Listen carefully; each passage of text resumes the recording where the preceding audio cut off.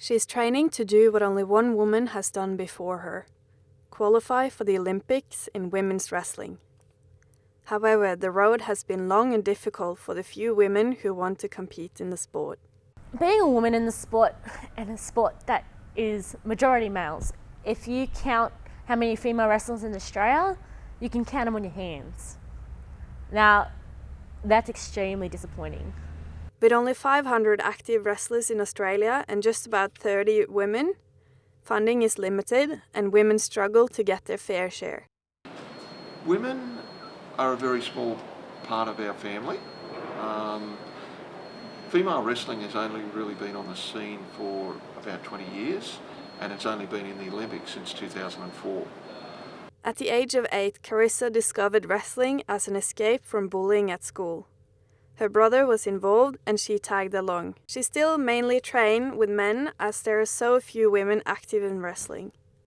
The world's changing and we're suddenly starting to get female heroes out there in the fighting combat sports community. Her story is not uncommon among female wrestlers. Carla Bremner, the first Australian woman to qualify for the Olympics, faced the same lack of partners when she prepared for Beijing Olympics in 2008. Lack of people, lack of participants, lack of partners, lack of good partners. It was very hard for Carla. She had no one her level to train with. I guess it's a problem with.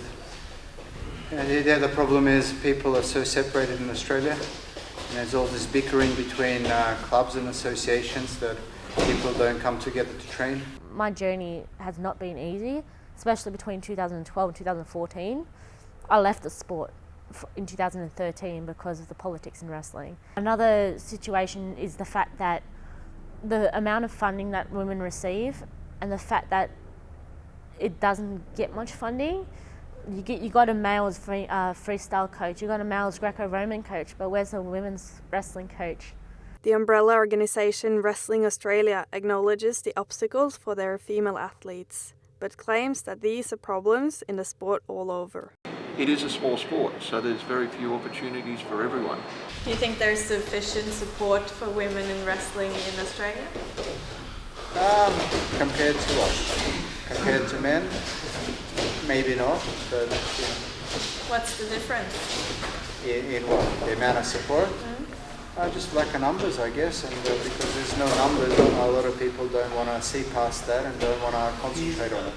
The future for women in wrestling is looking brighter. Women in the wrestling community are lobbying for more resources in trainers, knowledge and funding. Not too long ago we had our first female wrestling camp ever. And we had over 30 girls on the mat. Now that's the most girls you'll ever see on a wrestling mat in Australia. It kind of gives you hope that there is a potential and a future for women in wrestling in Australia. Andrea Rongstrand for Hera magazine.